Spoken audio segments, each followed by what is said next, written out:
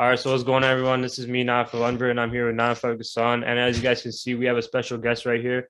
Shout out to HipHopHoops. Thank you guys for hopping on, and this is Anthony right here. How you Yes, doing, my sir. man? What's good, brother? What's going on, man? Yes, sir. Not Everything's all much. good. So I want to ask, so for any of our viewers who haven't heard of you, would you like to introduce yourself? Let people know. I'm one part of Hip Hop Hoops. Anthony Guerrero, former basketball player, former Division I basketball player, former professional basketball player, now retired.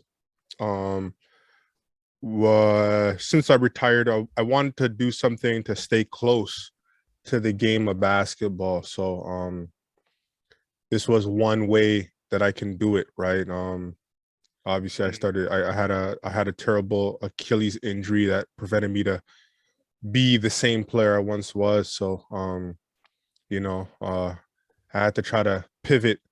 So we came here into the media world, and we're loving it now. Season 4 is about to start October 21st. Me and my partner Chris Blackwood, shout out to him. He was last year was his first season with Hip Hop Hoops, but that was probably the biggest pickup for us because once he jumped on board, this thing went skyrocketed for us, man. So I'm glad he's with us. So How did you meet Chris? Like how long have you guys known each other? What's the relationship like? Me and Chris known each other. He's from Jane and Finch. Proud Jane and Finch guy. I'm from Mississauga. Well, originally from Western Road and Black Creek, but moved to Malton. And just throughout the years of playing basketball, matching up against each other, he's a very prideful guy, and a really good basketball player himself. So just battles that we had since we were young all the way to adults. So yes, sir. That's good to hear. I want to ask, so obviously, you talk about, the NBA and stuff. I see it all over my TikTok and stuff. I want to ask, so you like the Raptors, right? I'm pretty sure is that your favorite team? Yes, I am a Raptors fan. Sometimes people don't think I am because I'm always KD and Paul George are my two favorite players, but I am a Raptors fan. Absolutely. I can't wait for the season to start. So what do you expect from the Raptors next season? I know the squad's looking nice. The starting five. I like the starting five. I think our bench is pretty good too. What do you think? How good should the Raptors be next season?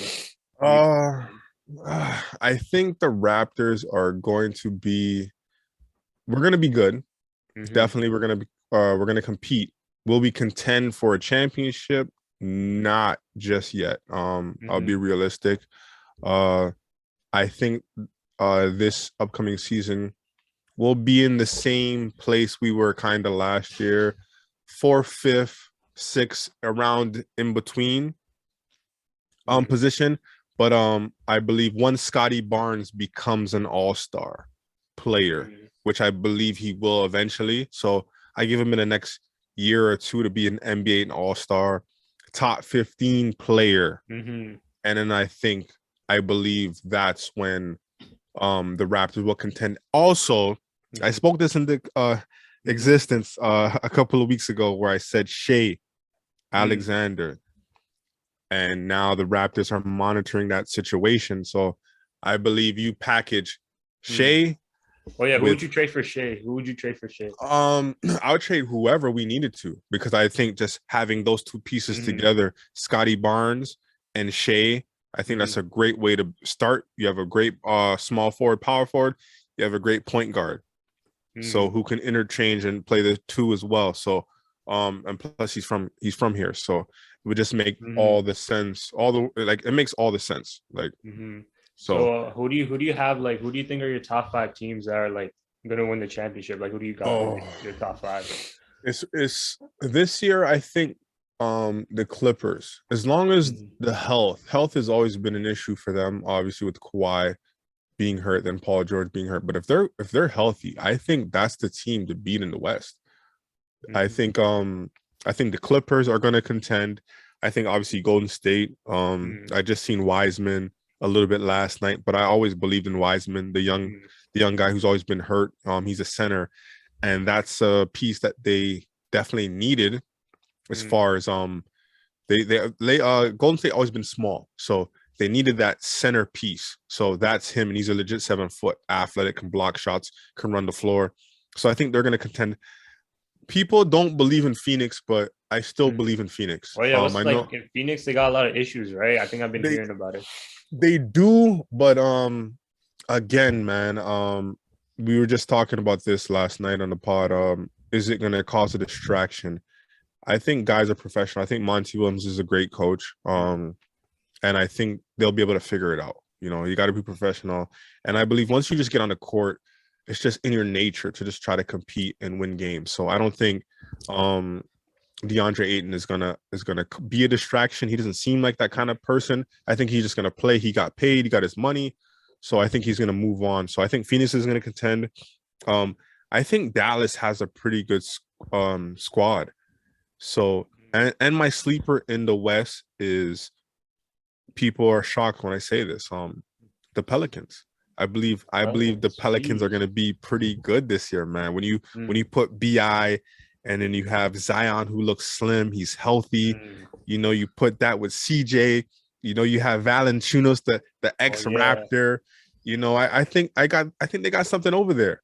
So those are my 5 in the West.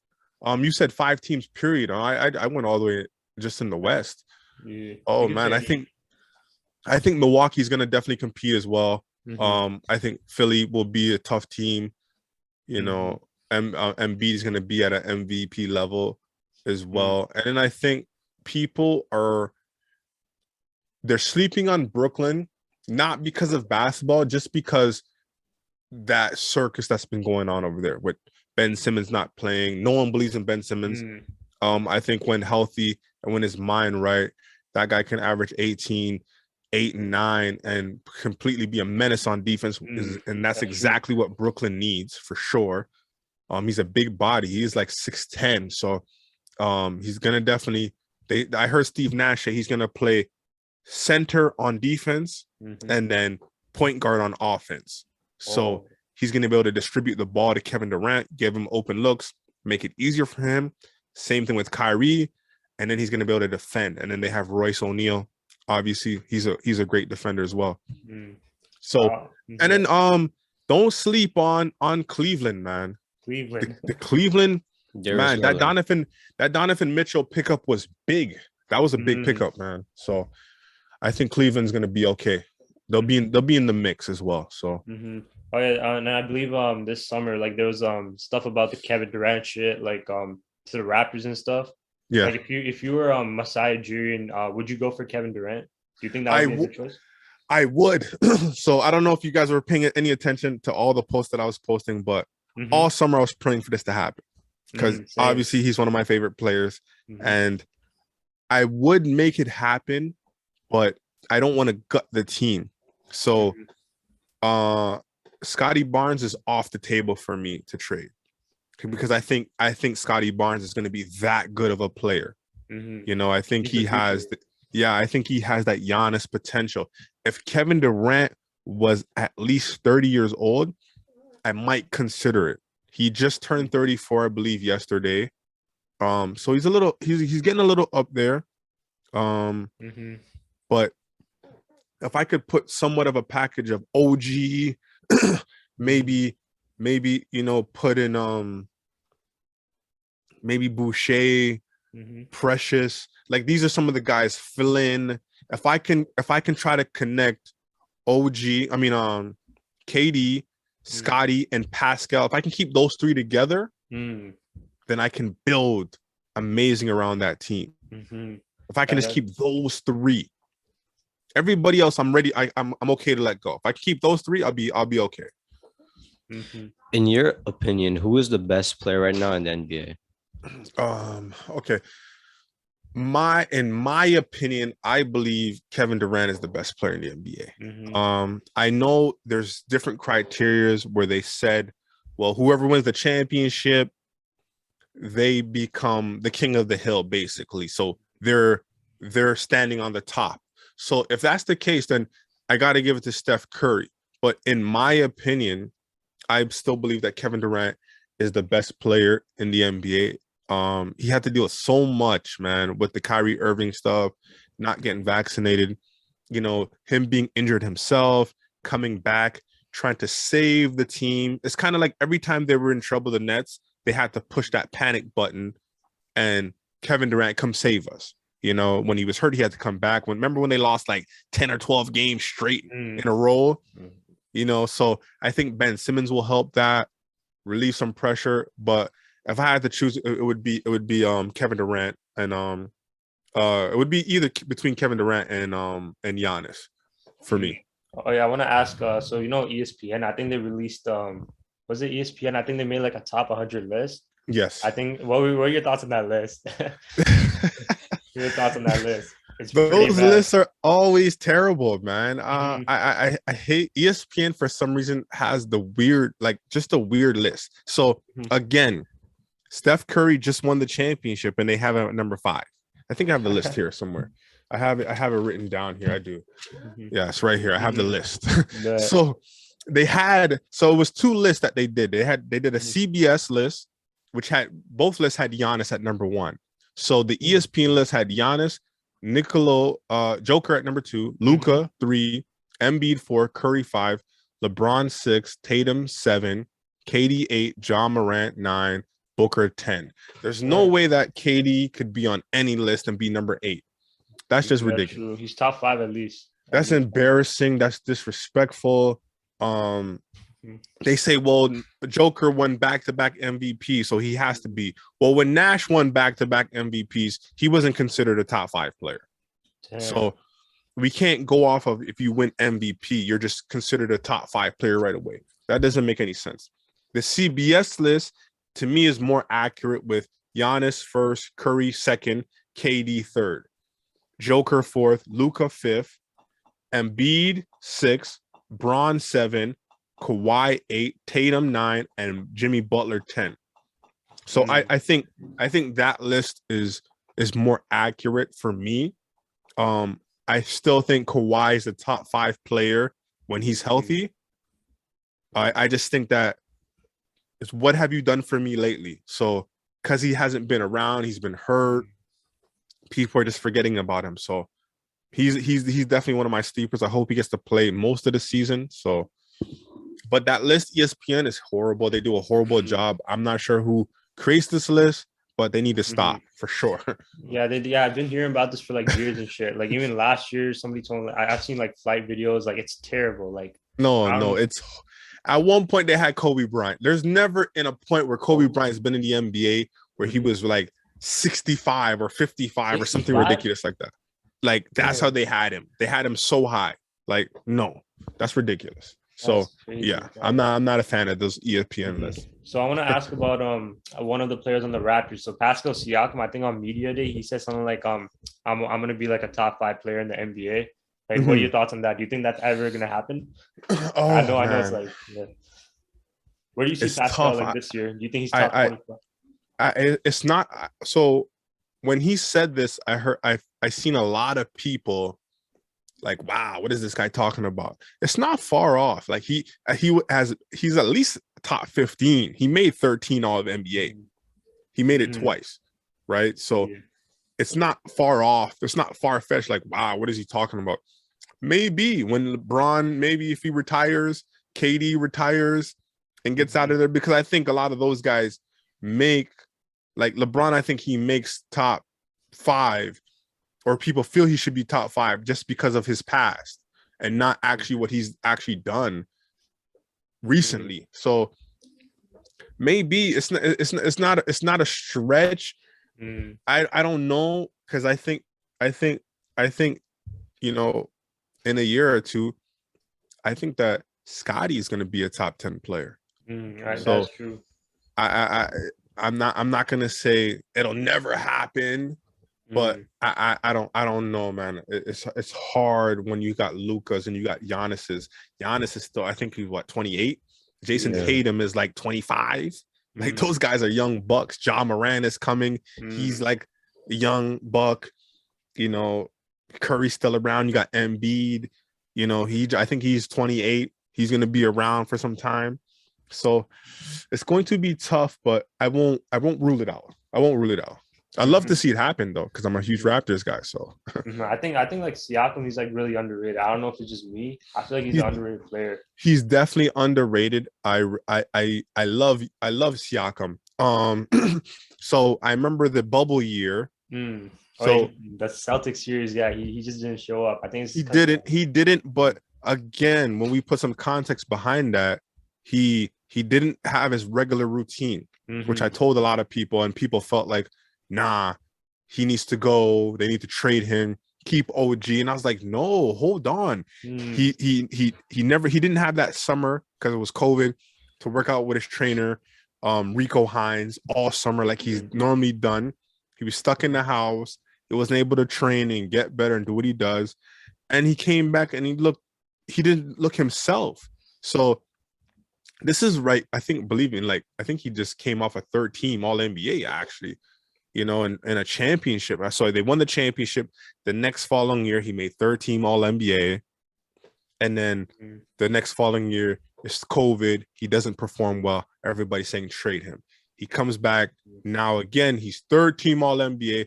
Everybody's loving him again. So he's very underrated. I'm with you. He defends.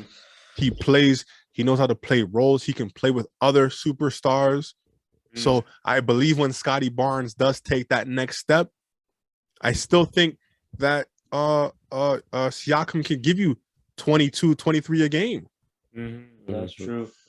And be a great number 2 player. So all right, so I want to ask, so this year, obviously the Raptors made the playoffs and stuff, and I've been seeing, people there's some mixed reviews about the playoff series with us versus the Sixers. A lot of referees and stuff. What were your thoughts on that series? It was I hate to talk like this because I don't want to make it look like, no one likes the Raptors, but I sometimes I get a sense of with the media that they don't want us to advance. Nobody wants to come to Toronto. It's cold. Oh yeah, there was that guy. I don't know what his name was. I think his name was Chris. He said something Chris Broussard. He said some weird shit. He said some weird shit. He's a silly man. He doesn't understand. He doesn't know anything, man. We did a pod on him too, man. He's just a silly guy. He doesn't know what he's talking about. Wait, what did he exactly say? I don't remember, but he said some. So he basically said that a lot of African American NBA players don't like to stay in Toronto because of the city. What? So Toronto's for him to say that, he just hasn't been here enough. And then he's saying that, well, guys want to go to Phoenix, and then it just shows that, the percentile of African Americans in Toronto is greater than in Phoenix and in a lot of American cities. So he doesn't know what he's talking about. And then guys like Vince Carter, they spoke and said their experience in Toronto and said it was great. They didn't leave Toronto because the city.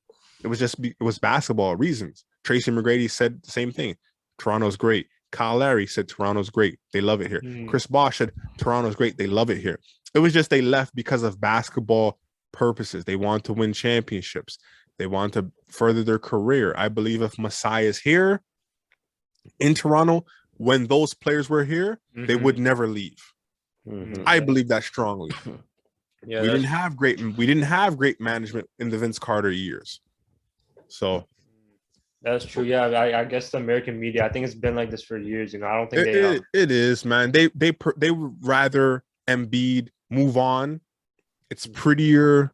He's a superstar, but also I just believe that, me and my partner Chris Blackwell, we argue about this all the time, where he feels like we're transitioning into team like equal teams where everybody's there's no superstar. We just have a balanced out great team. And if you look at the NBA history and look in recent years, the only time a team won where they didn't actually have a superstar was the Detroit Piston years with Chauncey Billups. They had a bunch of all-stars, but they didn't have a superstar. And I just feel superstars win championships. Superstars can win games. And I just don't think that Toronto has a superstar yet. Scotty Barnes, though, will be that superstar. And I tell guys, once he cracks into that top 10 player, which I believe he will, that's when the Raptors are going to start competing for championships and not just being good. So, like, one last question before we got to go. I want to ask you about the NBA draft that happened with Scotty Barnes. Like, I know a lot of people were saying Jalen Suggs over Scotty Barnes. Like, at that time, like, what were you thinking? Who do you thought Raptors were going to get? I'm not going to lie. I was one of them. I not to say that I didn't know who Scotty Barnes was. Scotty Barnes was playing at Mount Verde, you know, with Cade Cunningham and with the kid who's in Brooklyn, Sharp, I think his name is Deshaun Sharp, and then Moody. So they had 4 NBA players on their team. So I knew about Scotty for a couple of years now, and I knew he was really good. I just felt that Jalen Suggs could be plugged into the 1 or the 2. So, and it could help us with Freddie as we play the bigger teams like the Celtics, where they have big wings, big guards. We tend to struggle versus those teams because Scotty's so small.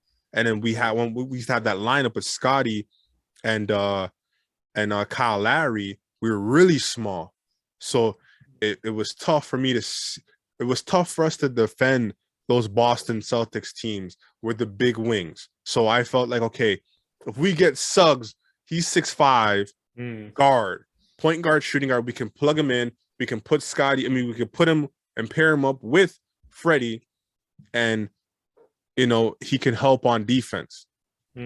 So that was my theory, and then I just felt like Scotty almost is the same as Pascal, and kind of almost the same as OG, like long, big forwards, almost power forwards, small forwards. So I'm like, why we have that position? So I felt like we were gonna go with Suggs. I'm glad we didn't go with Suggs though, and we picked Scotty. So I was wrong, but I'm happy that I was wrong. I've been wrong a few times. I wanted to go with Ed O'Bannon instead of friggin' Mighty Mouse. So it's all good. It's all good. It's all good. Sometimes we get things right, sometimes we get things wrong. But I think I'm happy to have Scotty. He's really, and that's why Messiah gets the big bucks to do what he does, because he knows what he's doing. Yeah, that's why he's the GOAT, man. So it's all good, man. But hey, yo, I want to appreciate you, Anthony, so much for coming on the show. Like, because right now we gotta go. Yes, sir. But you know, next time we can have you and Christopher. Yeah, man. Chris, for sure. Yeah. Like, he was busy, right? Like sometimes. Yeah, he was busy. He had to coach. He doesn't get done coaching till about 8:30. So the time he got home, it would have been tough. And I know you guys can go later. So I said I'll jump on for the team. We'll have you guys another time. Myself. We love. No, absolutely, man. Let's do this again, man. This was fun, man. You know, we can talk basketball all day, man. So thank you guys for having us, man.